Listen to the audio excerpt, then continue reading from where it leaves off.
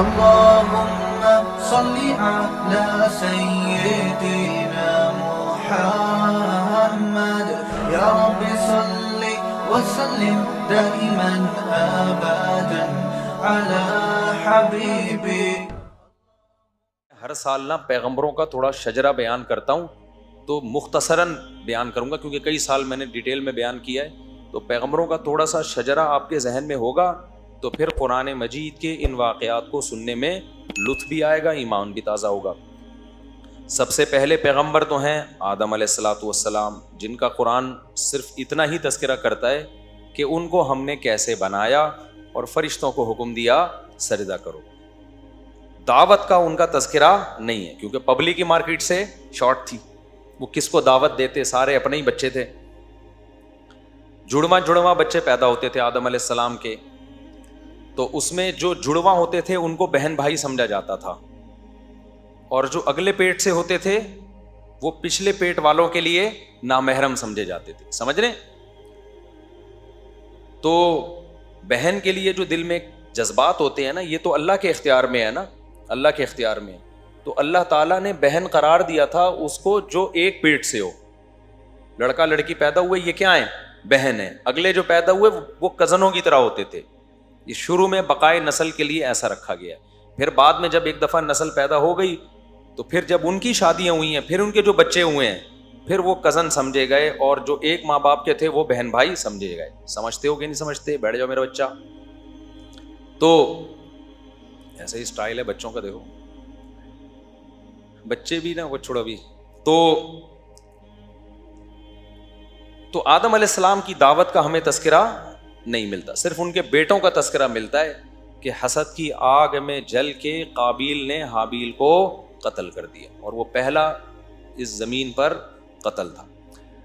اس کے بعد کیا ہوا کہ شیس علیہ السلام آئے دنیا میں، پھر ادریس علیہ السلام آئے دنیا میں. یہ سارے قدیم پیغمبر ہیں، ادریس علیہ السلام، شیس علیہ السلام اور آدم علیہ السلام. یہ نوح علیہ السلام سے پہلے کے ہیں.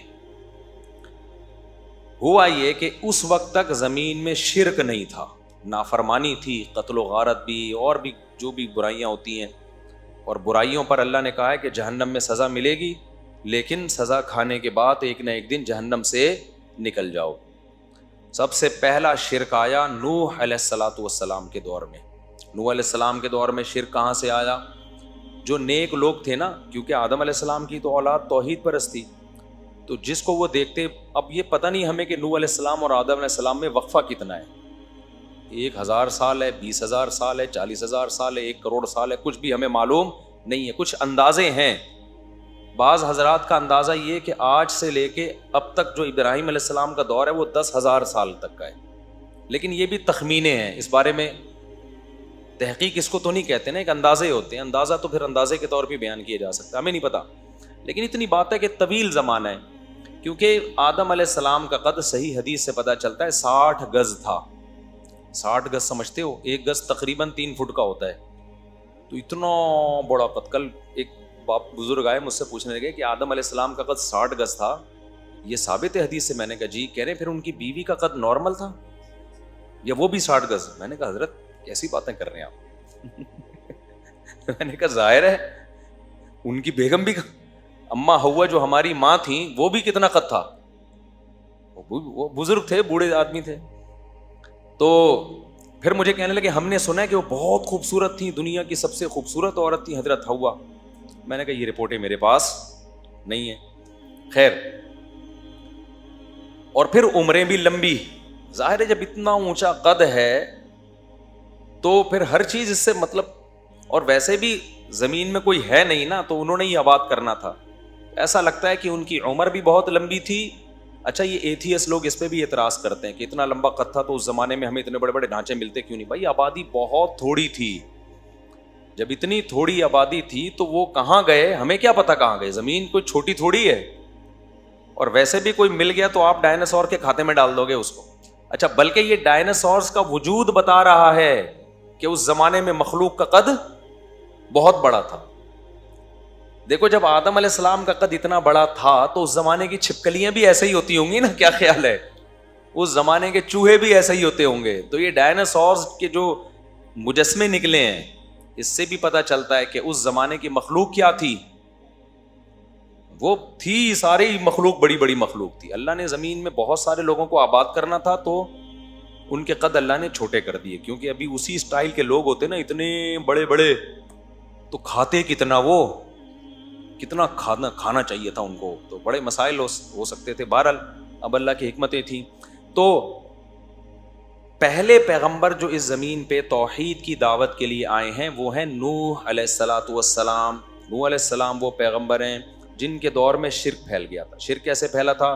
جو نیک لوگ ہوتے تھے، بڑے بزرگ ہوتے تھے، لوگ عقیدت محبت میں آ کے بیٹھنا بھی چاہیے، اس سے شریعت نے منع نہیں کیا. آج دو انتہائی ہیں، ایک انتہا یہ کہ بزرگوں کو خدا بنا لو، دوسری انتہا یہ کہ بابا لیس ہو جاؤ، بزرگ ہوتے ہی نہیں ہیں. یہ دونوں افراط اور تفریط ہیں. بھائی بزرگ ہر دور میں مارکیٹ میں ہوتے ہیں، نیک لوگ ہوتے ہیں، ان سے جا کے اصلاح لیا کرو، آشیرواد لیا کرو، ان سے دعائیں کروایا کرو، ان سے ان کی خدمت میں بیٹھا کرو، اس سے بہت فائدے ہوتے ہیں. اس پر قرآن و سنت میں بہت ساری دلیلیں ہیں کہ ان کی صحبت اٹھاؤ. لیکن یہ نہ سمجھو کہ وہ عالم الغیب ہیں، وہ پھونک لگائیں گے تو الیکشن کا سارا وہ پانسا بدل جائے گا. یہ کام اسٹیبلشمنٹ کا ہو سکتا ہے، کسی پھونک کا نہیں ہو سکتا.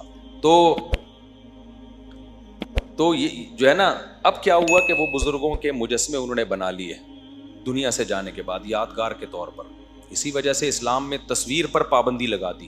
لوگوں نے اپنے باپ دادا کی تصویریں لٹکائی بھی ہوتی ہیں یادگار کے طور پر. ختم کر دو یہ سب. ابا کو یاد رکھنا ہے، اماں کو یاد رکھنا ہے، دعائیں یہ کام آئیں گی ان کے. تصویروں سے ان کو عذاب تو مل سکتا ہے، کام نہیں آئیں. تو اپنی پیروں کی مرشدوں کی تصویریں لگا کے گھوم رہے ہیں. یہیں سے تو شرک پھیلتا ہے. انہی تصویروں کی تعظیم شروع کر دیتے ہیں. نہ، اسلام نے بند کر دیا دروازہ. اگر تصویر سازی کی اسلام میں کوئی اہمیت ہوتی تعظیم کے لیے جو تصویریں ہوتی ہیں، تو سب سے پہلے صحابہ سید الانبیاء کی تصویریں محفوظ کرتے ہیں. کوئی حالانکہ تصویر سازی کا فن اس وقت عروج پر تھا، مگر ہمیں پیغمبر کی ایک تصویر بھی نہیں ملتی. تو اس نبی نے نفی کی ہے تصویروں کی. تو آپ بھی اپنے گھروں میں نا یہ یادگار کے طور پہ شادی بیاہ کی، میں کیسا لگ رہا تھا، میں یوں لگ رہا تھا، چھوڑ دو اس کو.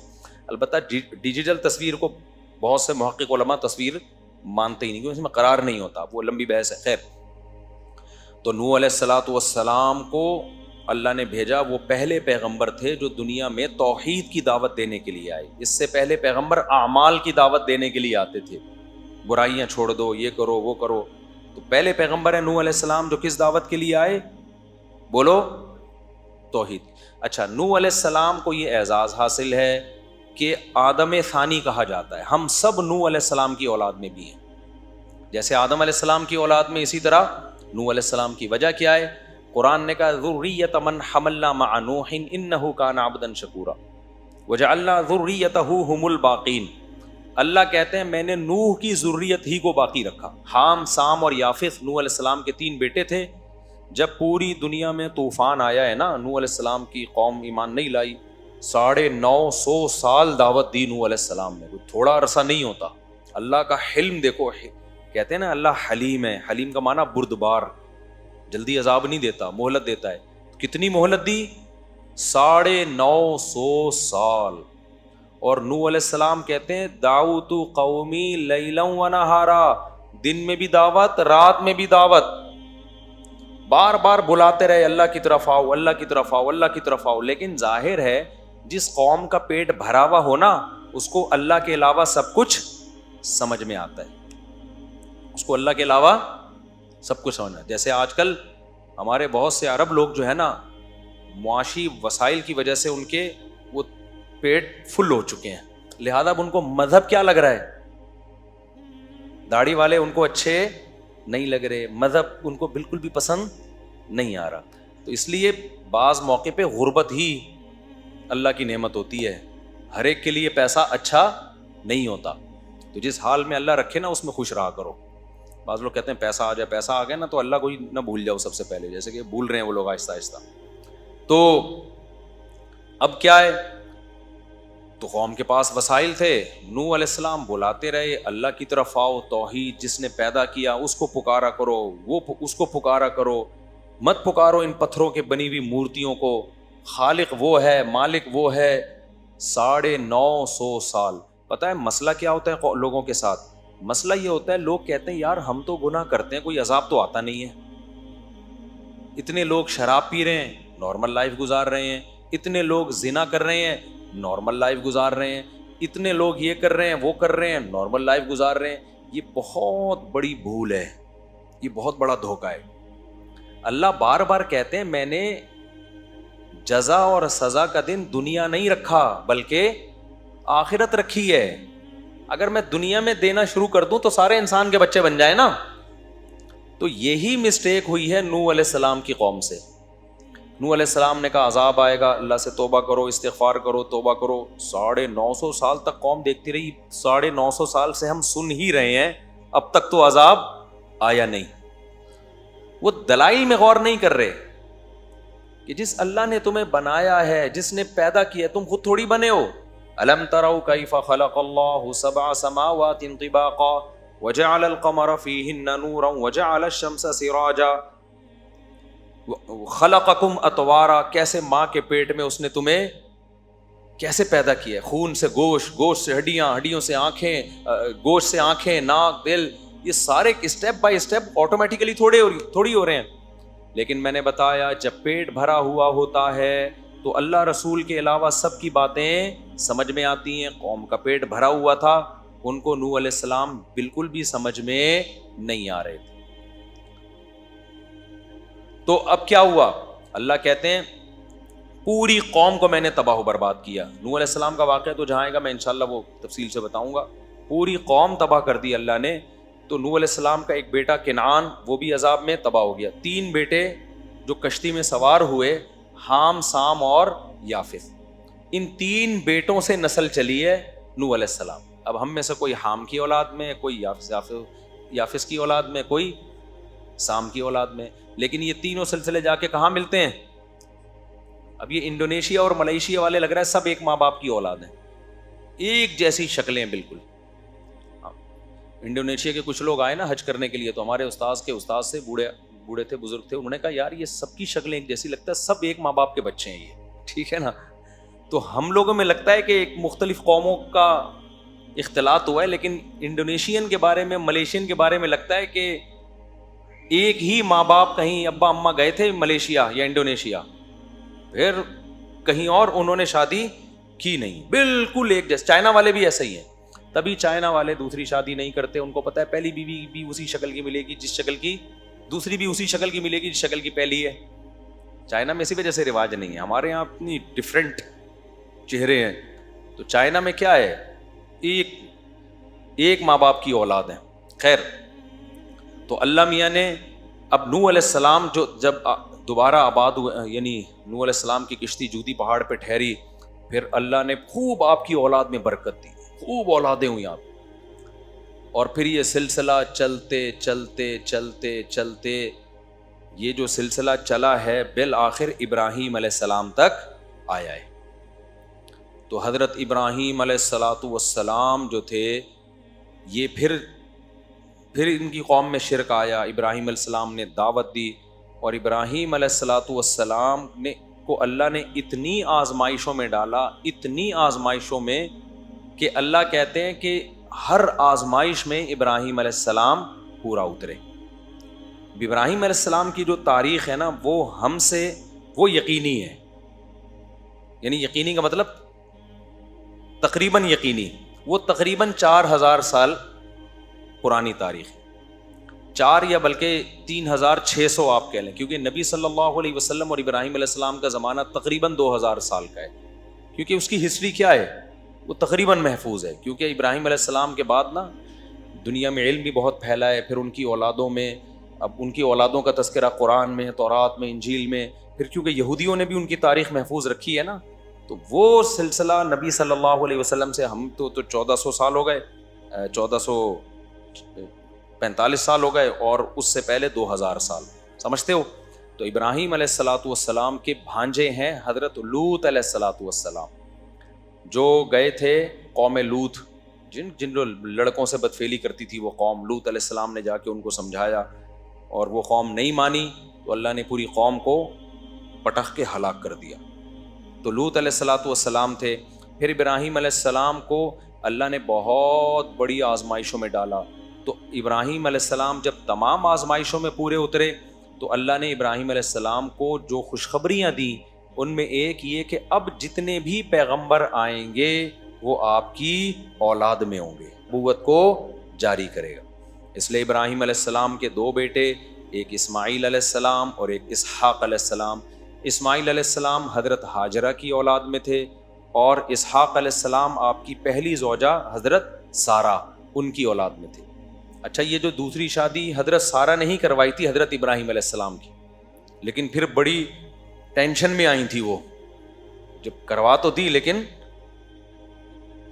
کافی ٹینشن میں آئی تھی. تو اس سے پتہ چلتا ہے کہ یہ نیچرل ہے عورت کا سوکن کی وجہ سے ٹینشن لینا.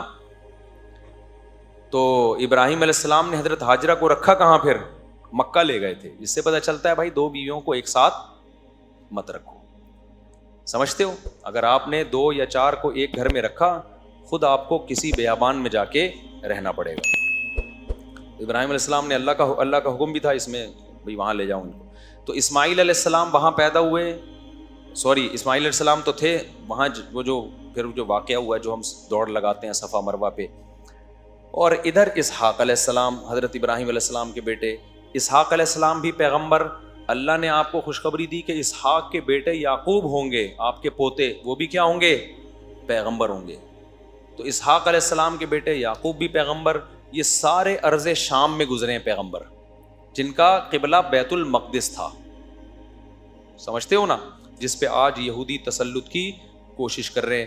پھر اسحاق جو یعقوب علیہ السلام جو ابراہیم علیہ السلام کے پوتے تھے نا, ان کے پھر آگے بیٹے ہوئے یوسف علیہ السلام. انہوں نے بھی 2 شادیاں کی تھی یعقوب علیہ السلام نے, کی تو زیادہ تھیں لیکن جب سورہ یوسف میں 2 کا تذکرہ ملتا ہے, باقی کی انہوں نے اور بھی زیادہ ہیں, تاریخی کتابوں میں ملتا ہے. خواتین سے معذرت, اب کر رہے ہیں تو میں کیا کروں بھائی, یہ تو پیغمبروں کی سنت ہے نا. اور پتہ ہے یعقوب علیہ السلام نے تیسری شادی اس وقت کی ہے جب یوسف علیہ السلام گم ہو چکے تھے. اس لیے امام احمد بن حنبل کی طرف یہ قول منسوب ہے کہ اتنے غم میں بھی یعقوب علیہ السلام نے نکاح نہیں چھوڑا, اتنے غم میں بھی. تو یہ جو کام ہے نا شادی کرنا, اصل تو یہ کہ کرنا ہی ہے, یہ چاہے ٹینشن میں ہو, خوشیوں میں ہو, پیسہ ہے, غربت ہے, نہ کرنا کسی مجبوری سے ہوگا. تبھی قرآن نے کہا کہ اگر تم 2 3 کرو, اگر خوف ہو کے عدل نہیں کر سکتے پھر 1 کرو. تو اصل اسلام میں کیا ہے, خوش بہت ہوتے ہیں, ہمت ہے نہیں آپ لوگوں میں. ابھی سب دیکھو کیسے چہرے پہ خوشی آئی ہوئی ہے, کرنا کرانا کچھ بھی نہیں ہے. خیر, تو اب کیا ہوا, ادھر یعقوب علیہ السلام کے بیٹے یوسف علیہ السلام. اب یوسف علیہ السلام چونکہ گم گئے تھے تو مصر میں چلے گئے فروخت ہو کے. تو مصر میں پھر یوسف علیہ السلام کی حکومت قائم ہوئی.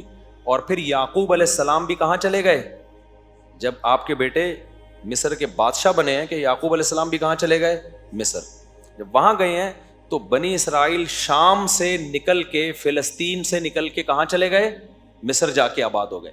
اب یہ جو مصر تھا نا, یہ بنی اسرائیل کا اپنا وطن نہیں تھا, یہاں یہ لوگ تھے اجنبی.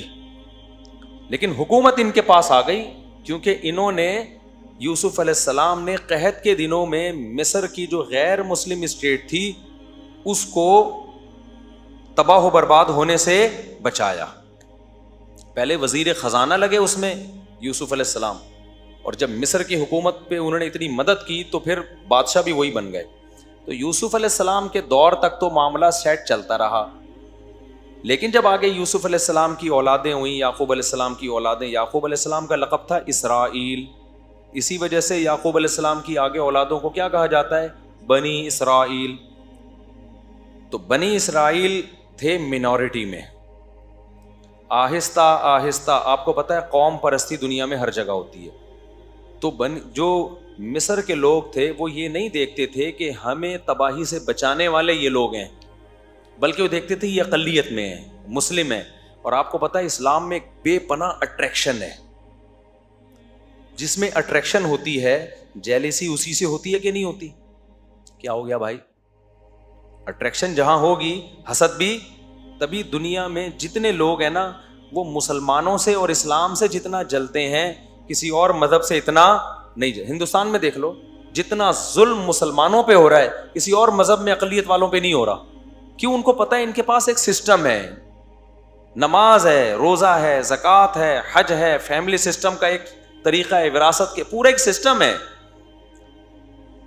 ڈاکٹر ذاکر نائک کو 1 سال کے لیے انڈیا میں آزاد چھوڑ دو آپ, یا ان جیسے کسی آدمی کو جو اس طرح اوپنلی تبلیغ کرے, آدھا انڈیا مسلمان ہو جائے گا, کیونکہ کسی کے پاس دلائل کی دنیا میں جواب نہیں ہے. تبھی تو یہ لوگ باتیں کرتے ہیں, آزادی دیتے نہیں ہیں کسی کو. تو وہی کام جو آج انڈیا میں مسلمانوں کے ساتھ ہو رہا ہے نا, وہی کام مصر میں بنی اسرائیل کے ساتھ شروع ہو گیا. حکمران آتے رہے, انہوں نے کہا بھائی یہ کب سے حکومت کے حقدار ہو گئے, مصر تو ہمارا ہے, یہ تو موصلے ہیں, موصلے. لہذا آہستہ وہ تھے منورٹی میں, ان کو حکومت سے بھی نکالا. حکومت سے نکالنے کے بعد ان پہ ظلم کیا, بادشاہ مسلط ہوتے رہے. ہر مصر کے ہر بادشاہ کو فرعون کہا جاتا تھا, لقب تھا یہ. تو فرعون, مختلف قسم کے فرعون آتے رہے اور اقلیت میں ہونے کی وجہ سے ان پہ ظلم کرتے رہے. لیکن ان کو ایک کھٹکا لگا رہتا تھا, یار یہ ہیں حق پرست. جو حق پر ہوتا ہے نا, اس میں ایک خاص طاقت ہوتی ہے جو اسے موٹیویٹ کرتی ہے. تو ظلم کرتے کرتے ان کو غلام بنا لیا. کافی طویل عرصہ بنی اسرائیل نے غلامی کی زندگی گزاری. اللہ تعالیٰ کو ترس آیا بنی اسرائیل پر, اور اللہ نے حضرت موسیٰ علیہ السلام کو بنی اسرائیل کی قیادت کے لیے پیدا کیا. اور کمال کر دیا کہ فرعون ہی کے گھر میں فرعون کے دشمن کو اللہ نے بڑا کر کے دنیا کو دکھا دیا کہ دنیا میں ہر ایک سے لڑا جا سکتا ہے, اللہ کی تدبیروں سے نہیں لڑا جا سکتا. وہیں پال کے دکھایا اللہ نے کہ جس سے تو ڈرتا ہے نا, وہ تیرے ہی محل میں پلے گا.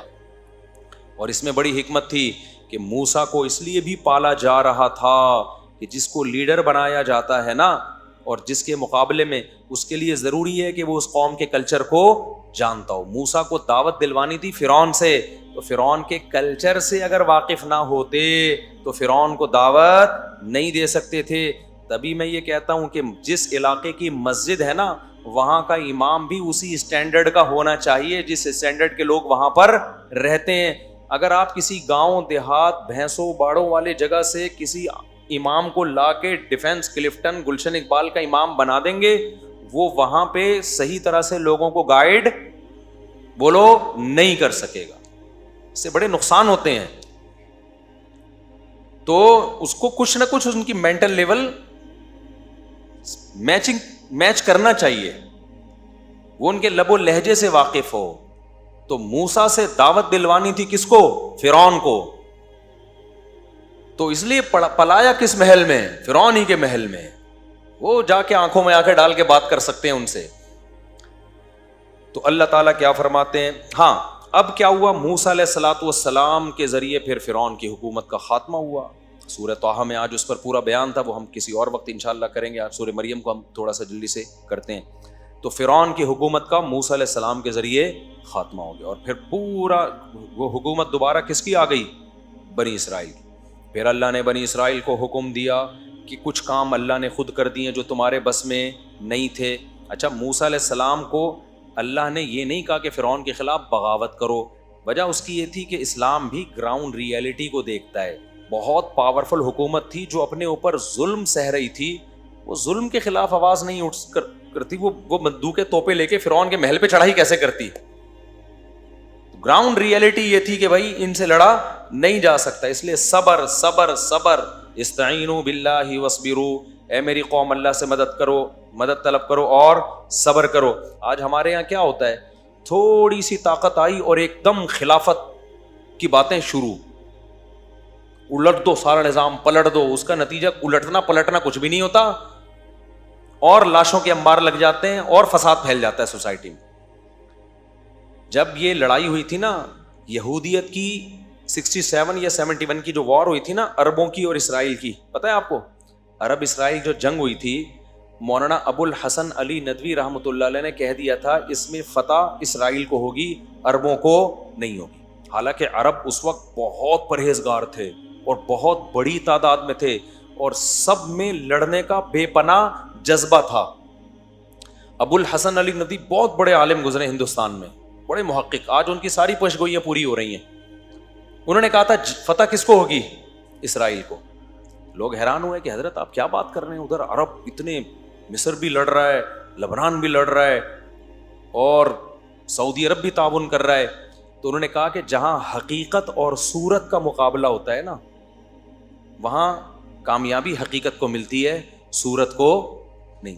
کہا کہ یہاں صورت تو ہے, نعرے, جذبے, سجدوں کے محراب, اللہ کی یاد میں رونا, شہادت کے جذبے, تیاری نہیں ہے. یہودی کے پاس کچھ بھی نہیں ہے, تیاری پراپر کر کے میدان میں اترا ہے. اسے پتا تھا کہ مصر سے بھی حملہ ہو سکتا ہے, میں جب یہ کروں گا, پہلے سے اس نے اس کا انتظام کیا ہوا تھا. خفیہ ایجنسیاں چھوڑی ہوئی تھیں کہ مصر کے طیارے اڑنے کا پروگرام بنائے نا تو بتا دینا ہمیں, تاکہ ہم ایئرپورٹ پہ ہی تباہ کر دیں ان کو. تو ہوا یہ کہ مصر کے طیارے ابھی تیاری کر رہے تھے نا, جہازوں پہ کپڑا پڑا مار رہے تھے صبح اٹھ کے, یار اسرائیل نے حملہ کیا, چلو ہم بھی تھوڑا سا شیمپو ویمپو سے نہائیں. ان کے پائلٹوں نے کہا کہ ہم بھی جا کے, ظاہر ہے وہ یہودی ہے, وہ پہلے سے اس کو پتا تھا کہ یہ چین سے تھوڑی بیٹھیں گے جب ہم حملہ کریں گے فلسطین پہ. تو اس کو پہلے سے تیاری تھی کہ کہاں کہاں سے حملہ ہو سکتا ہے. اتنی ایجنسی کے لوگ اس نے گھسیڑ دیے تھے پہلے سے, وہ 50 سال سے اس کی تیاری کر رہا تھا, اور پوری پراپر تیاری کے ساتھ اس کو. تو ہوا یہ کہ ابھی اس نے پورا اڈا ہی اڑا دیا کس کا, ایئر اٹیک کا. تو مولانا ابو الحسن ندوی چونکہ حالات دیکھ کر آئے ہوئے تھے نا سارے, انہوں نے کہا ادھر جذبہ بہت ہے, تیاری بالکل بھی بولو نہیں ہے, باتیں ہیں تیاری نہیں ہے. ادھر پوری پراپر تیاری ہے اسرائیل کی. آج بھی یہی کچھ ہو رہا ہے, پھینکتے رہو بس, میں یہ کر دوں گا, میں یوں کر دوں گا. کچھ لوگ رو رہے ہیں آ کے, ابے تمہارے پاس پیکج کیا ہے؟ پھر مولویوں کو برا بھلا کہہ رہے ہوتے ہیں, ممبر پہ بیٹھ کے شادیوں کی باتیں کر رہے ہیں, جہاد کر نہیں رہے. تم بھی تو مولویوں کی مخالفتیں کر رہے ہو ممبر پہ بیٹھ کے, تم کیا کر رہے ہو, تم کون سا جہاد کر رہے ہو؟ تو باتیں کرنے پر گورنمنٹ کی طرف سے کوئی پابندی نہیں ہے. تیاری دیکھو, قرآن میں اللہ نے کہا, کیا کہا, اعدوا لهم ما استطعتم من قوہ, تم دشمن کے خلاف طاقت اور قوت تیار کرو. اعدوا کا مطلب پہلے تیاری کرو اس کی. قرآن نے یہ نہیں کہا کہ دشمن کے خلاف راتوں کو اٹھ کے رونا شروع کر دو ابھی سے, اور شہادت کے لیے جیکٹیں یعنی چلو وہ بھی کسی حد تک تیاری میں آتی ہے جو جیکٹیں تیار ہوتی ہیں, لیکن شہادت کے لیے تقریریں شروع کر دو, جذبہ بڑھاؤ. یہودی کہتا ہے جذبہ گیا بھاڑ میں, پہلے تم یہ دیکھو تمہارے پاس ٹینک ہیں جو مقابلہ کر سکتے ہیں. پھر بین الاقوامی طاقتوں کو اپنے ساتھ ملانے کے لیے اس نے کیسی کیسی چالیں چلی ہیں. آج ہم سمجھتے ہیں کہ امریکہ اسرائیل کو سپورٹ کر رہا ہے. امریکہ یقیناً اسرائیل کو سپورٹ کر رہا ہے, لیکن آپ کو پتا ہے امریکہ نے اسرائیل نے امریکہ کو دبوچا ہوئے یوں کر کے کہ تیرا باپ بھی مجھے سپورٹ کرے گا. وہ کمبل والا واقعہ سنا کے بس تفسیر کی طرف آتا ہوں. ایک آدمی نے دریا میں دیکھا کمبل بہہ رہا ہے, کسی نے کہا بھائی اس کو لالچی تھا, اس کو کمبل چاہیے تھا ہر قیمت پہ. لوگوں نے کہا چھوڑ دے, دریا میں جائے گا, اتنا تیز دریا. اس نے کہا فری پھوکٹ کا کمبل کون چھوڑتا ہے بھائی, تیرتا وہ اندر گیا. وہ کمبل نہیں, وہ ریچھ تھا, کیونکہ اوپر سے تو منہ تو نظر نہیں آ رہا تھا. اب جا کے کمبل نے پکڑ لیا اس کو نا, ریچھ نے پکڑ لیا. اب یہ چھڑوانے کی کوشش کر رہا ہے, چھوٹ نہیں رہا. تو اس کے دوست نے کہا بھائی کمبل کو چھوڑ دے, اگر نہیں تیرے کنٹرول میں آ رہا. کہہ رہا ہے میں تو چھوڑوں, کمبل نہیں چھوڑ رہا مجھے. تو امریکہ کی عوام بھی امریکہ کے خلاف احتجاج کر رہی ہے کہ اسرائیل میں یہ ہو رہا ہے, غزہ میں ظلم ہو رہا ہے. امریکہ کہہ رہا ہے میں تو اسرائیل کو چھوڑوں, اسرائیل مجھے نہیں چھوڑ رہا. ابھی میری گردن اسرائیل نے دبوچی ہوئی ہے. اتنا سا ملک ہے, سازشیں کر کر کے نا پلاننگ کی ہے 100 سال پہلے کہ یار ہم منورٹی میں ہیں, بزنس اپنے قبضے میں لو. جتنی ملٹی نیشنل بڑی بڑی کمپنیاں ہیں ساری کس کی ہیں؟ زیادہ تر یہودیوں کی ہیں, زیادہ تر یہودیوں. ایسا جال بچھا ہے, اور ہمارے پاس کوئی پلاننگ سرے سے نہیں. ہماری پلاننگ پتہ ہے کیا ہے؟ ایک دھماکہ اپنے ہی ملک میں اور کر دو خلافت کے نام پہ, تاکہ تھوڑا سا جو دم رہ گیا ہے نا وہ بھی کیا ہو, ختم ہو, تاکہ ہماری حکومتیں بھی انہی دھماکوں سے ہی نمٹتی رہیں. پھر ایک دھماکہ وہاں, ایک دھماکہ وہاں, ایک دھماکہ وہاں, ایک دھماکہ وہاں, وہ دھماکے بس. وہ کوئی پلاننگ نہیں ہے کہ اس کا رزلٹ کیا نکلے گا آگے جا کے. تو ہمارا ابو الحسن ندوی نے کہا تھا کہ جنگ اس میں عربوں کو, حالانکہ اس وقت کے عرب میں اور آج میں زمین اور آسمان کا فرق ہے. سمجھتے ہو, افغانستان میں جب رشیا آیا ہے نا تو پوری دنیا نے مل کے مدد کی ہے افغانستان کی, پوری دنیا نے. قربانی بے پناہ دی افغانوں نے. تو بہت زبردست ایک طریقے سے کام ہوا ہے. اس کے بعد جا کے روس کے پاؤں کھڑ کے ختم کیے. آج کیا ہو رہا ہے غزہ میں؟ کون مدد کر رہا ہے ان کی؟ یہاں سے ہم آٹے بھر بھر کے بھیج رہے ہیں, پراٹھے بنا بنا کے کھاؤ. وہ کیا کرے گا بیچارے؟ تو نہ ہونے سے یہ بھی غنیمت ہے, نہ ہونے سے یہ بھی ہے. یہ نہیں کہ آپ مدد کرنا چھوڑ دیں. تو آٹے بھیج رہے ہیں, چاول بھیج رہے ہیں, راشن بھیج رہے ہیں, چلو ٹھیک ہے, پیٹ بھر جائے ان کا. لیکن یہ اس طرح سے تھوڑی ہوگا جب تک, اور یہ افراد نہیں, جب تک یہ جو مسلم کنٹریز ہیں یہ متحد ہو کے پلاننگ کر کے ایک لائحہ عمل نہیں بناتے کہ ماضی میں ہم سے کیا غلطیاں ہوئی ہیں, ان غلطیوں کو ہم نے ریپیٹ نہیں کرنا, اس کے بعد جا کے یہ کام ہوگا تو ہوگا. ورنہ بھائی یہ جو جس طرح سے ابھی چل رہا ہے نا, اللہ مدد کر دے تو دیکھو, وہ تو پھر اللہ سے تو کوئی لڑ نہیں سکتا. وہ تو 313 کو 1000 پہ فتح عطا فرما سکتا ہے. اور ہمیں امید ہے انشاءاللہ, کیونکہ ان کی قربانیاں رنگ لائیں گی انشاءاللہ. تو کیونکہ احادیث سے تو ہمیں یہ پتہ چلتا ہے کہ یہودیت کا بیڑا غرق ہونے والا ہے آخری دور میں. جو ہے نا, یہ جو یہودیوں کو عزت ملی ہے نا, یہ اصل میں یہ وہ اس عزت کی مثال ایسے, قرآن تو جگہ کا جگہ کہتا ہے ان کے لیے مقدر میں ذلت ہے. اب سوال پیدا ہوتا ہے ذلت ہے تو انہوں نے تو امریکہ کو دبوچا ہوا ہے. تو دیکھو ذلت کے لیے نا پہلے عزت ضروری ہوتی ہے. ہمیشہ عزت دار آدمی کو ذلیل کیا جاتا ہے, ذلیل پہلے سے مزید ذلیل نہیں ہوتا. تو اللہ یہودیوں کو بہت ساری قومیں مسلط ہوئی ہیں, ذلیل کرتی رہی ہیں. اس دفعہ اللہ کیا کر رہے ہیں کہ ایک دفعہ آخری تم عزت حاصل کر لو, اس کے بعد طبیعت سے تم کیا ہوگے؟ ذلیل. وہ ایک آدمی ایک محلے میں گیا نا, آ کے کہنے لگا شکر ہے میری عزت نہیں ہے اس محلے میں. لوگوں نے کہا کیوں؟ کہہ رہے میں یار ذلیل ہو جاتا اگر میری عزت ہوتی. عزت ہے ہی نہیں تو ذلیل بھی نہیں ہوا. تو لیکن ہمارے کوئی پروگرام نہیں ہے جو اسرائیل نے تیاری کی ہے, ہم اسباب کی دنیا سے غافل ہیں. تو ایسے تھوڑی ہوتا ہے. اللہ نے قرآن میں کیا کہا ہے کہ ان اللہ لا یغیر ما بقوم حتی یغیروا ما بانفسہم. اللہ نے کسی قوم کی حالت اس وقت تک چینج نہیں کی ہے جب تک وہ خود اپنے آپ کو چینج نہیں کرتے. تو ہم چینج ہی نہیں کرتے اپنے آپ کو, اور من حیث القوم چینج نہیں کرتے ہیں, باتیں پھینکتے رہیں گے. اسکالرز بھی آ کے نا اور تخریب کاری کر رہے ہیں خلافت اور جہاد کے نام پہ. وہ بھی کچھ نہیں کر رہے ہوتے. ہر تھوڑی دیر میں فیس بک پہ کلپ آ رہا ہے, یہ مولوی کچھ نہیں کر رہے, یہ مولوی یوں نہیں کر رہے, یہ مولوی تو. تو کیا کر رہا ہے یار؟ تو بتانا بھائی, تم بھی تو بتاؤ کیا کر رہے ہو. تم بھی تو پھینک رہے ہو نا بیٹھے باتیں بیٹھ کے. کوئی پیکج دو. اس کی میں ایک مثال دیتا ہوں بس, یہ پھر آگے چلتا ہوں. ایک صاحب میرے پاس آئے, مجھے کہنے لگے میں نوجوانوں میں اتنا کام کرنا چاہ رہا ہوں, یہ کام بڑا زبردست. انہوں نے مجھے لگا کہ بس 5 سال میں پاکستان میں خلافت راشدہ کا دور قائم ہونے والا ہے. مجھے کہنے لگے کہ اب آپ نا ایک میرے چینل پہ ایک ریکارڈنگ کروا دیں کہ یہ بندہ اتنا کام کرنا چاہ رہے, اس کے ساتھ تعاون کریں, چندہ بندہ دیں, اس کا بڑا ویژن ہے. ابے میں نے کہا کچھ کام تو کر کے دکھا میرے بھائی. میں تیرے لیے چندے کا اعلان کروں, کروڑوں روپے لے کے تو مارکیٹ سے شارٹ. کچھ کام کر کے دکھاؤ, میں دیکھوں گا کہ 4 سال میں کیا آؤٹ پٹ آیا ہے, 5 سال میں کیا آؤٹ پٹ آیا, اس کا کیا رزلٹ نکلا. پروگرام شروع میں ہی وڑ تو نہیں گیا کہیں تمہارا؟ جو تھوڑا بہت پروگرام چل رہا ہے ایسا نہ وہ بھی بڑھ جائے. 15 سال یا 10 سال پہلے وہ بندہ آیا تھا, 10 سال ہو گئے, کخ ایک کیل بھی نہیں ٹھوکی ہوگی کہیں جا کے نظام تبدیل کرنے کے لیے. تو آپ کچھ کرو نا, اگر کوئی پازیٹیو کام کرتے ہو تو وہ کیا ہے شاعر نے کہا ہے نا کہ لوگ شامل ہوتے رہیں گے, کارواں بنتا رہے گا. کام کرو آپ, خود پبلک دیکھے گی. تبلیغی جماعت 2 آدمیوں نے شروع کی تھی اور آج پوری دنیا میں ہے یا نہیں ہے؟ کوئی پبلسٹی کی, کوئی پمفلٹ لگایا انہوں نے, لوگوں نے دیکھا یار کام ہو رہا ہے, شامل ہوتے چلے گئے. اب اتنے بڑے بڑے اجتماع ہو رہے ہیں کہ ان کے لیے کنٹرول کرنا ممکن نہیں ہے. تو اس لیے یہ جو سوشل میڈیا کی دنیا سے اپنے آپ کو نکالو. خیر, تو بھائی کیا ہوا؟ موسیٰ علیہ السلام کے ذریعے اللہ نے فرعون کی حکومت کا خود ہی خاتمہ کر دیا. خاتمہ اللہ نہیں کیا کیونکہ کمزور تھے موسیٰ علیہ السلام, لڑ نہیں سکتے تھے. جب خاتمہ ہوا ہے تو پھر اب اللہ میاں نے کہا کہ کچھ کام میں نے کیے ہیں, اب کچھ کام تم کو بھی کرنے پڑے. اب تمہارے پاس ایک حکومت آ گئی ہے, اب جو تمہارا شہر ہے نا بیت المقدس, اب تم وہاں پہ اٹیک کرو, حملہ کرو, جہاد کرو. اب ایسا ہی نہیں ہوگا کہ ہر جگہ کے لیے الگ الگ موسیٰ آئیں گے. سمجھ میں آ رہی ہے بات کی نہیں آ رہی؟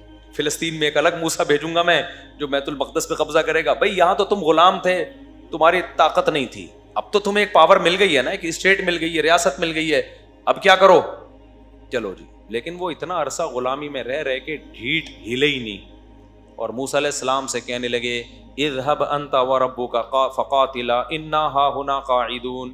اے موسیٰ بہت طاقتور لوگ ہیں, اتنے لمبے لمبے قد ہیں, اپنی انٹیلیجنس بھیجی تھی انہوں نے, جا کے دیکھ کے آؤ, تھوڑے چھوٹے سائز کے ہوئے تو لڑ لیں گے, تھوڑا 6 فٹ سے اوپر کے ہوئے تو نہیں لڑیں گے. تو انہوں نے جا کے چٹا لے کے گئے وہ لوگ نا, بندے ناپ کے آئے. انہوں نے بولا بھائی بہت قومن جبارین, بڑے طاقتور لوگ ہیں, ہم ان سے نہیں لڑ سکتے. موسیٰ علیہ السلام کی قوم میں 2 لوگ تھے نیک لوگ. اللہ کہتے ہیں قال رجلان من الذین یخافون انعم اللہ علیہما, ہمارے حضرت اس آیت کو پڑھتے تھے اور کہتے تھے کیسے خوش قسمت لوگ تھے وہ. بنی اسرائیل میں کچھ نیک لوگوں میں 2 نے کہا جن پر اللہ کا انعام تھا. قرآن کہہ رہے ہیں یخافون, اللہ سے ڈرتے تھے. انہوں نے کہا اے میری قوم, جب اللہ کہہ رہا ہے لڑو, اس کا مطلب وہ مدد کرے گا. ایک ہوتا ہے نا آپ اپنی رائے سے لڑ رہے ہو تو اس میں رائے غلط بھی ہو سکتی ہے, صحیح بھی, لیکن جب اللہ کا حکم آ گیا اب تو غلط ہونے کا امکان ہے ہی نہیں. تو انہوں نے کہا لڑو, تم دیکھنا ہمت ذرا سی کرو گے, تم اس شہر میں داخل ہوگے, اللہ تمہیں فتح دے دے گا. تو اللہ نے ان کو کیا کہا, یہ وہ 2 لوگ تھے جن پر اللہ کا انعام ہوا. تو کتنے خوش قسمت لوگ کہ ان 2 کا تذکرہ قرآن نے الگ سے کیا ہے. لیکن وہ قوم نے کہا اے موسیٰ اذهب انت وربک, آپ جائیں اور آپ کا رب جاؤ. جس رب نے فرعون کو ہلاک کر دیا وہی رب اس قوم کو بھی ہلاک کرے گا. انا ہا ہنا قاعدون, ہم یہیں بیٹھے ہوئے ہیں, ہم دیکھ رہے ہیں کہ پوزیشن کیا ہوتی ہے, اگر فتح ہو گئی تو ہم آ جائیں گے, نہیں ہوئی تو ہم یہیں ٹھیک ہے. کس قدر غصہ آیا ہوگا موسیٰ علیہ السلام کو, آپ سوچو یار, کہ تم نے فرعون کا غرق ہونا دیکھ لیا. تو اس سے پتہ چلتا ہے بھائی چند افراد سے قوموں کی تقدیر کے فیصلے نہیں ہوتے. چند افراد تو وہاں بھی نیک تھے, قوم کو دیکھا جائے گا تو 4 آدمیوں کے ٹھیک ہونے سے قوم ٹھیک نہیں ہوتی. تو موسیٰ علیہ السلام نے جب یہ سنا نا, موسیٰ علیہ السلام نے کہا اللہ میں تھک گیا ہوں, اب تو کیا کر, میں اپنے اور اپنے بھائی کا مالک ہوں, ان پہ میں زبردستی نہیں کر سکتا, لہذا میری اس قوم سے جان چھڑا دے, بس اس قوم سے کیا کر دے, جان چھڑا دے, مجھے اس کا لیڈر بننا ہی نہیں ہے. یہ غلط قوم جو ہے اس کا لیڈر مجھے بنا دیا گیا. آج یہودی اسرائیل کر رہا ہے اور کہہ رہا ہے کہ یہ ہمارا ہے. تم نے موسیٰ کو ستایا کتنا ہے. میں پہلے یہ تھوڑا مکمل کر لوں نا, پھر بتاؤں گا کہ آج یہ کیوں یہودی اتنا اچھل رہے ہیں. تو پھر کیا ہوا, 40 سال تک وہ اسی میدان میں بھٹکتے رہے ہیں. وہیں موسیٰ علیہ السلام کا انتقال ہوا, ہارون علیہ السلام کا انتقال ہوا, پھر انہی کے خادموں میں سے یا انہی کی اولادوں میں سے اللہ نے کسی کو نبوت دی. 40 سال کے بعد جا کے پھر ان پر وحی ہوئی کہ اب آپ جہاد کرو. تو پھر ان لوگوں نے جہاد کیا اور پھر اس جہاد کی برکت سے اللہ نے فتح عطا فرمائی.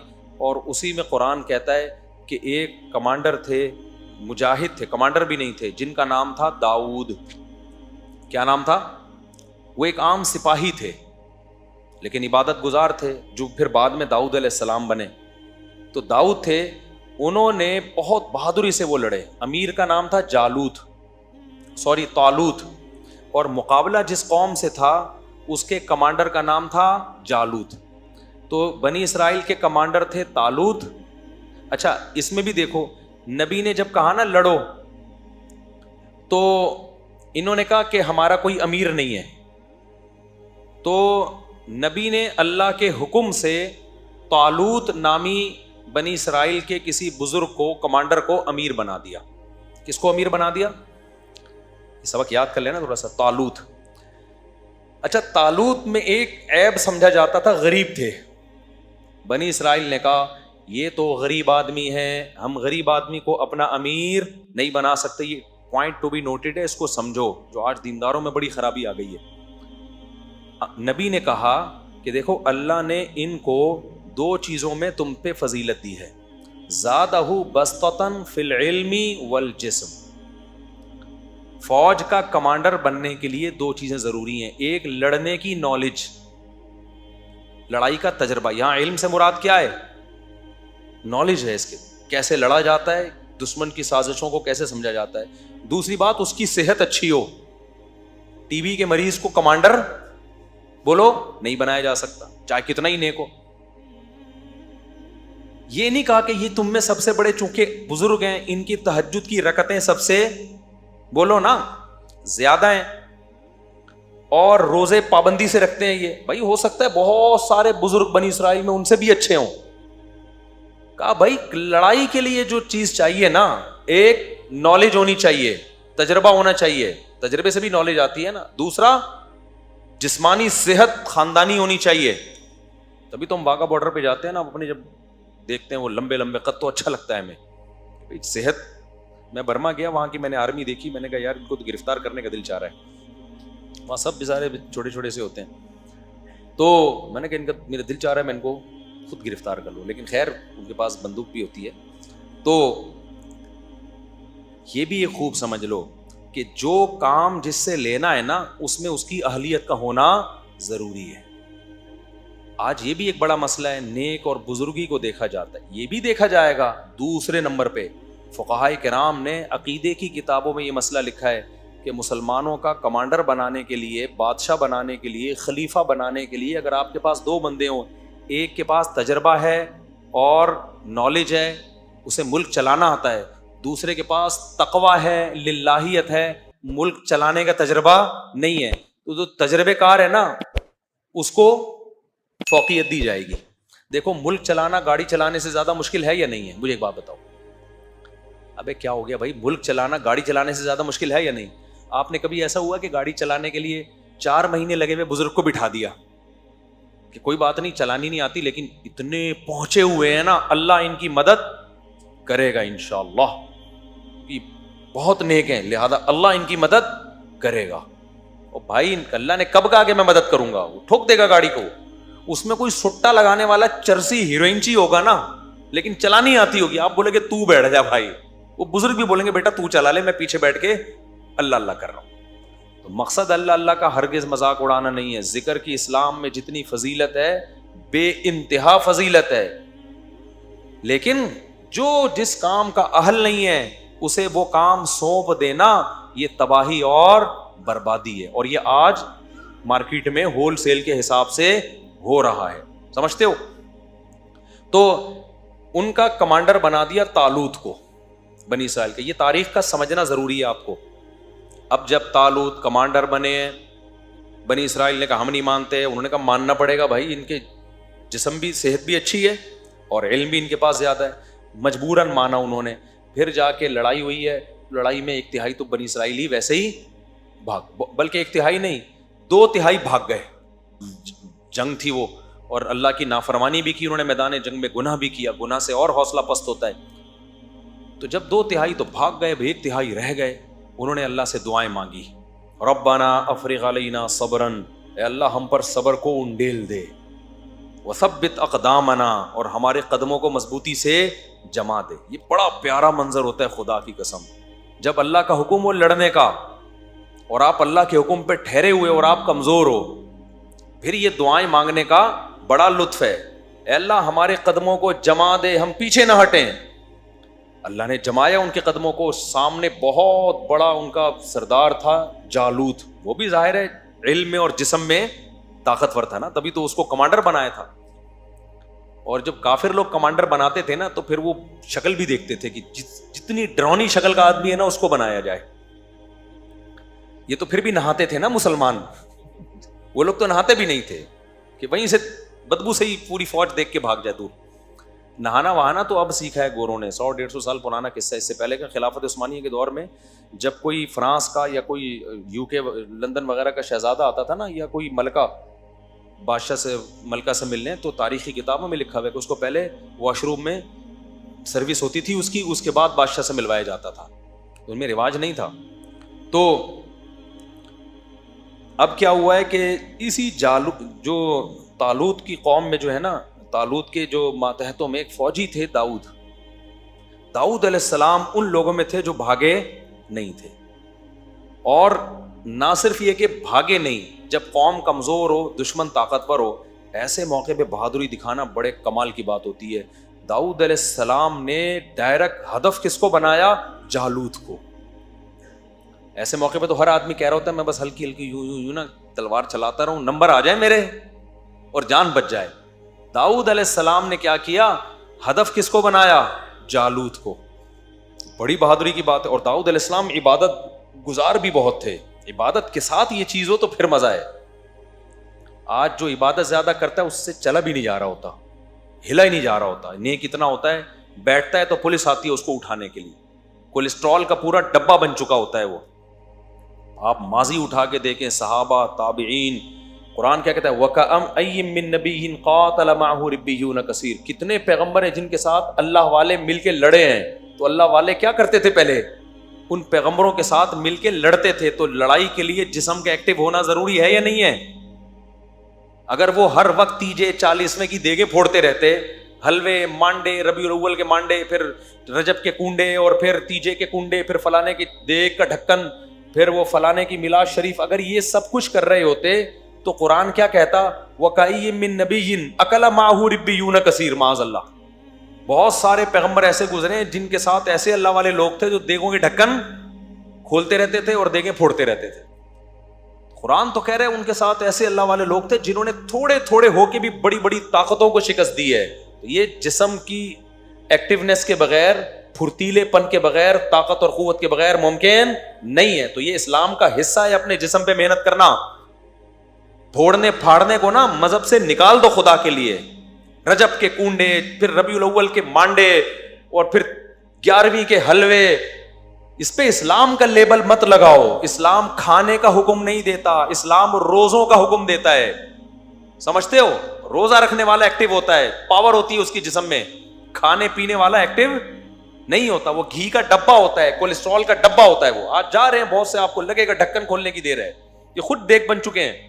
ایک تو نیچرلی کوئی موٹا ہو تو وہ تو اللہ کی طرف سے. میں نے بڑے بڑے علماء بزرگ دیکھے ہیں جو نہیں کھاتے لیکن قدرتی طور پہ جسم بھاری ہے. تو صحابہ میں بھی تھے, تابعین میں بھی تھے, اور بہت سارے اہل اللہ تھے ایسے. لیکن میں ان لوگوں کی بات کر رہا ہوں جو کھاتے ہیں, نہ دوڑتے ہیں نہ چلتے ہیں, کھا کھا کے عجیب حالت ہو گئی ہے. خیر, تو اب جب قتل کیا داؤد نے جالوت کو, تو ظاہر ہے ایک قوم وہ تھی جو 2/3 بھاگ گئے. اللہ کا ان پہ غضب ہوا کہ نہیں ہوا؟ تو اللہ کا جب غضب نافرمانوں پہ ہوتا ہے تو جو ایسے موقع پہ فرما برداری کرتے ہیں ان پہ رحمت بھی تو ہوتی ہے کہ نہیں ہوتی؟ تو رحمت اللہ کی اس پوری جنگ میں سب سے زیادہ داؤد علیہ السلام پہ ہوئی. یہ اس وقت پیغمبر نہیں, نبوت نہیں ملی تھی ان کو. اللہ کہتے ہیں انہوں نے جب بہادری سے لڑے اور جالوت کو قتل کر دیا, آتاہ اللہ الحکمہ, اللہ نے آپ کو نبوت بھی عطا کر دی, اور بالآخر بنی اسرائیل کے بادشاہ بھی کون بن گئے؟ داؤد. پوری خلافت کس کے ہاتھ میں آ گئی؟ بولو, داؤد علیہ السلام. آج بھی یہودی داؤد علیہ السلام کا, تو وہ ڈیوڈ کہتے ہیں, نام ہی چینج کر دیا انہوں نے, تو بہت زبردست تذکرہ کرتے ہیں. تبھی تو وہ داؤد علیہ السلام کی یادیں کرنے کے لیے کہ ہمارا کیا ماضی تھا. پھر جب داؤد علیہ السلام کو حکومت ملی ہے تو داؤد علیہ السلام کی قیادت میں پھر جہاد شروع ہوا. داؤد علیہ السلام کے بارے میں حدیث میں بھی ہے, قرآن میں بھی ہے, بے انتہا عبادت گزار. ساری زندگی داؤد علیہ السلام نے روزہ رکھا, ایک دن روزہ ایک دن ناغا, ایک دن روزہ ایک دن ناغا. یہ پوری زندگی داؤد علیہ السلام کا معمول تھا. اور پوری زندگی تہجد, اور قرآن, وہ جو زبور کی تلاوت کرتے تھے. اللہ نے آپ کو آسمانی کتاب بھی نازل کی آپ کے اوپر. ایسی خوبصورت آواز داؤد علیہ السلام کو اللہ نے عطا فرمائی کہ جب آپ زبور کی تلاوت کیا کرتے تھے تو پرندے آ کے ٹھہر جایا کرتے تھے. اور آپ کو اللہ نے ایک معجزہ دیا, کیونکہ ذکر بہت کثرت سے کرتے تھے. اگر مجاہدین سے یہ ذکر کا عنصر نکل جائے نا تو طاقت اور قوت تو رہ جائے گی لیکن جذبہ ختم. اس لیے اللہ نے جو لوگ اللہ کی راہ میں لڑتے ہیں ان کو ذکر کثرت سے کرنے کا حکم دیا ہے.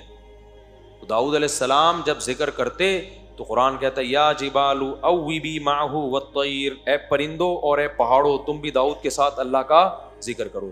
تو پہاڑوں سے بھی لا الہ الا اللہ کی آوازیں آتی تھیں. تو ایسا کھلے عام معجزہ تھا داؤد علیہ السلام کا. تو داؤد علیہ السلام نے کیا کیا, دے مار 4.5 گھوڑے لے کے پوری دنیا میں دوڑائے, ملکوں کے ملک فتح کرتے چلے گئے. آج یہ یہودی کہتے ہیں نا اسلام تلوار سے پھیلا ہے. بھائی جان یہودیت بھی کس سے پھیلی ہے؟ بولو, تلوار سے ہی پھیلی ہے. داؤد علیہ السلام نے جو پوری دنیا فتح کی ہے وہ کیا آپ کیا سمجھتے ہو کہ وہ محبت سے فتح کی ہے کہ ایکچولی ہم آپ کے کنٹری پہ آنا چاہتے ہیں سلسلے میں ہے بھائی؟ پھر داؤد علیہ السلام کی جب حکومت قائم ہوئی ہے, پورے دنیا میں تو نہیں ہوئی لیکن بہت سارے علاقے میں اللہ نے آپ کے ہاتھ میں لوہے کو نرم کر دیا.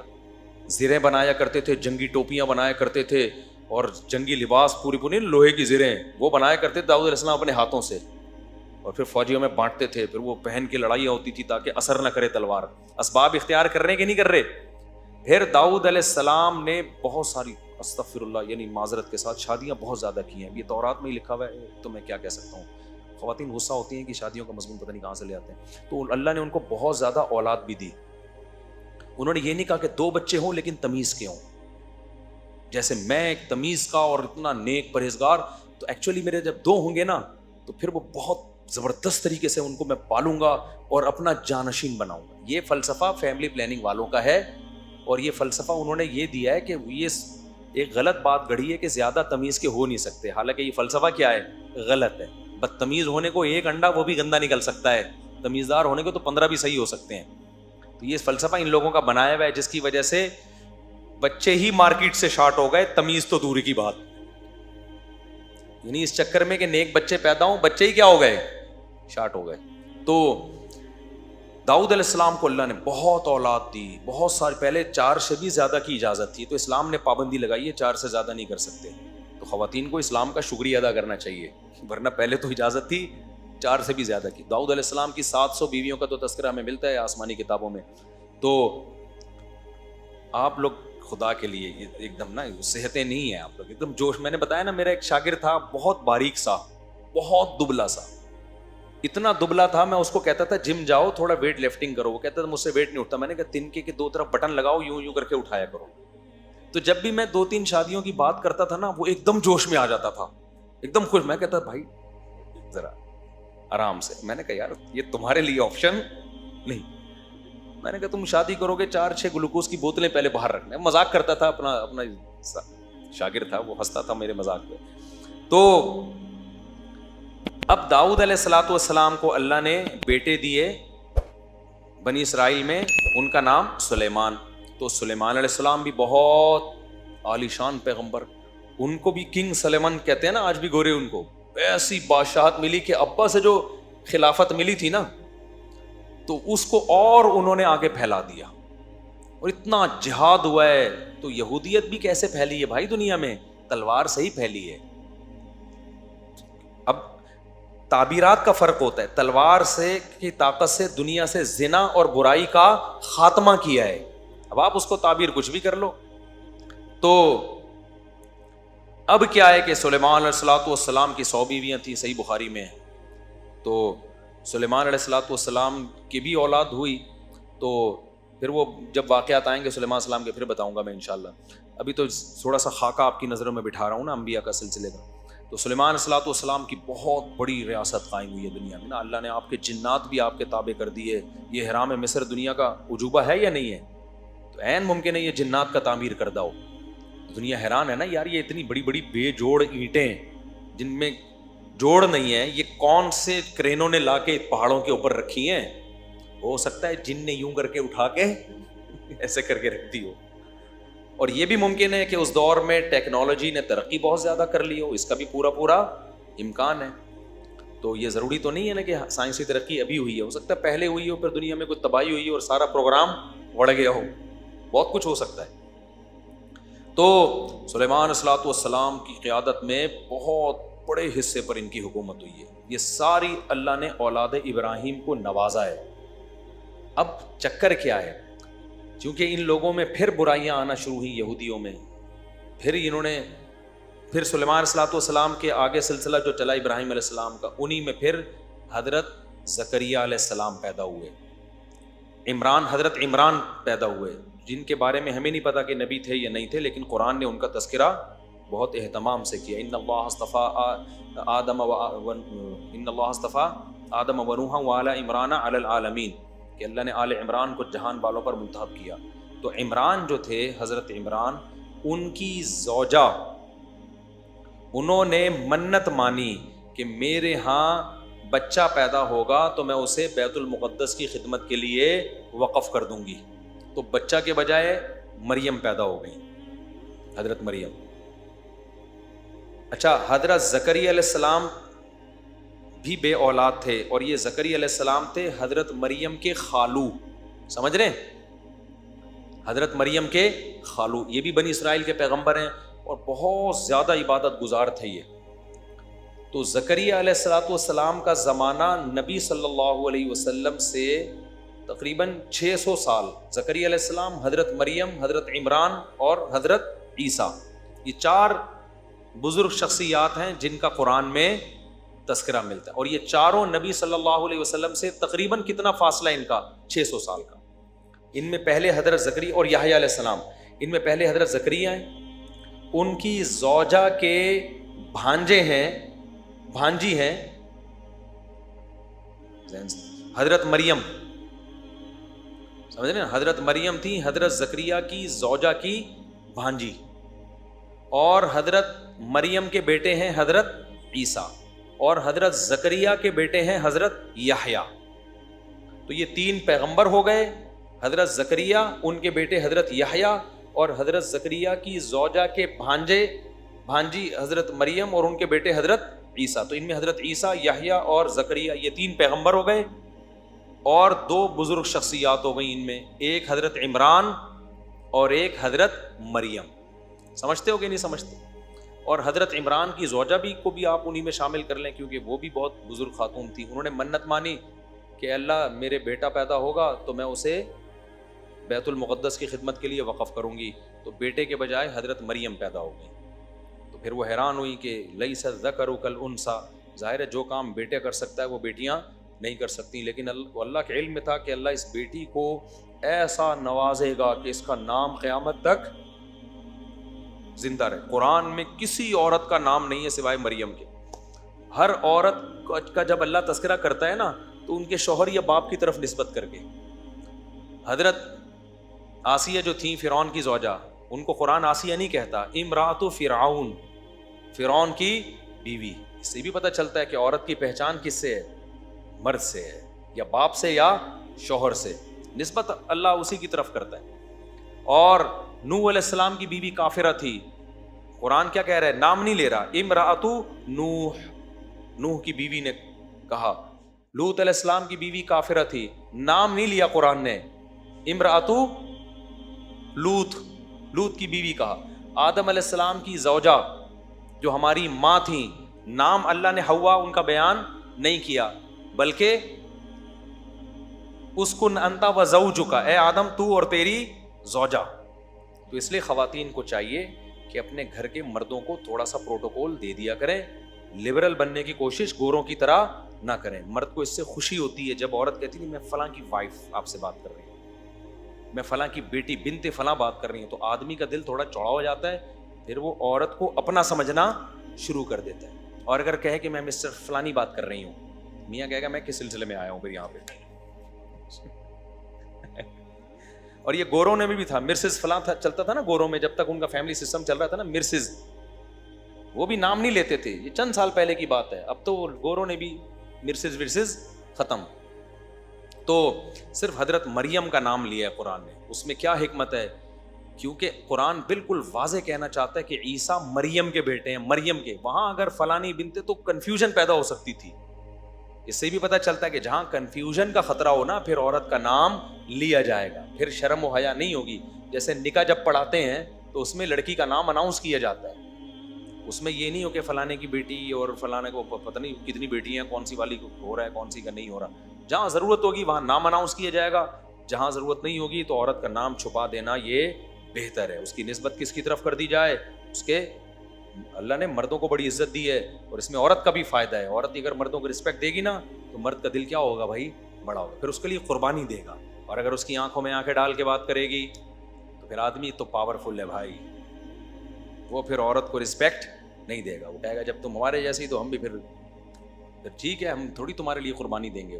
تو اب کیا ہوا، جلدی سے بات کو سمیٹتا ہوں. زکریا علیہ الصلوۃ والسلام کی بھی اولاد نہیں تھی، اور حضرت تو اس خاندان میں نا اللہ نے کوئی خاص رحمتیں کی، کیونکہ بنی اسرائیل کے یہ سلیکٹڈ لوگ تھے. ان کی خاصیت کیا تھی؟ قرآن کہتا ہے کانوا یسارعون فی الخیرات. حضرت عمران ان کی زوجہ، حضرت زکریا ان کی زوجہ، یہ جو خاندان تھا یہ راتوں کو اٹھ کے عبادت کیا کرتے تھے اور ہم سے دعائیں مانگا کرتے تھے، رغبا و رہبا، جہنم کے خوف سے اور جنت کی لالچ. تو کسی خاندان کو اگر سلیکٹڈ بنانا ہے نا اللہ کی نظر میں, تو اس میں تہجد کا رواج بہت ضروری ہے. کسی بھی خاندان میں اگر یہ رواج ہے نا, رات کو اٹھ کے دعائیں مانگتے ہیں, اور دعائیں کیا, یہ نہیں کہ فلانے کی جاب لگ جائے, وہ بھی مانگیں آپ, اصل کیا ہے کہ آخرت کی فکر ہو, تو یہ پھر وہ خاندان ہے جو اللہ کی نظر میں بہت زیادہ منتخب ہے. پھر ان کے ساتھ معجزے کرامتیں ہوتی ہیں. تبھی جب زکریا علیہ السلام کو اللہ نے خوشخبری سنائی کہ آپ کی اولاد ہوگی تو وہ حیران ہونے لگے.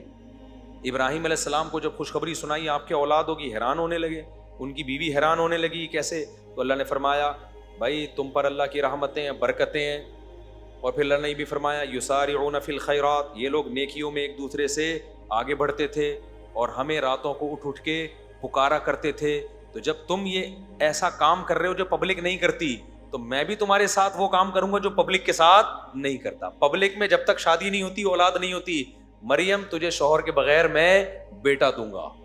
پبلک میں 90 سال کے بوڑھوں کو اولادیں بولو نہیں ملتی. لیکن بھائی آپ پبلک سے ہٹ کے کچھ الگ کام کر رہے ہو تو آپ کو 90 سال میں بھی اللہ کیا دے گا؟ اولاد دے گا. تو یہ زکریا علیہ السلام اور عیسیٰ علیہ السلام تک ہم نے سلسلہ بیان کیا. وقت چونکہ بہت زیادہ ہو گیا, اب کل میں انشاءاللہ زکریا علیہ السلام اور حضرت مریم اور عیسیٰ علیہ السلام کے جو اللہ نے سورہ مریم میں واقعات سنائے ہیں وہ میں انشاءاللہ ڈیٹیل سے بتاؤں گا. اور یہودی جو کہہ رہے تھے نا کہ ہم نے اتنی دنیا پہ حکومت کی ہے, آج بھی یہودی کہتے ہیں ہم تو اللہ کے سلیکٹڈ لوگ ہیں, ہم میں ایسے ایسے پیغمبر گزرے. تو اللہ بتائے گا کہ تم لوگوں نے ناشکری کی انتہا کی ہے, ان پیغمبروں کی تم نے قدر نہیں کی, جس سے اللہ نے یہ خلافت چھین کے اسماعیل علیہ السلام جو حضرت ابراہیم کے دوسرے بیٹے تھے نا, جو مکہ میں پلے تھے, ان کے حوالے کر دی ہے. اب یہ اہل اسلام کا دین ہے, جس کو فالو کیا جائے گا تو نجات ملے گی. اب یہودیت کو فالو کرنے میں نجات نہیں ملے گی. لیکن یہودیوں کو حسد ہے, وہ اپنا ماضی یاد کرتے ہیں, جی سلیمان اور داؤد, او بھائی وہ تھے, وہ اب نہیں. اور ان کا بھی تم نے حشر کیا تھا, ان کا تم نے میجورٹی نے ان کے ساتھ کیا ہے, تو اس کا کی سزا تم پہ ملی ہے کہ اللہ نے تم سے خلافت اور حکومت چھین لی.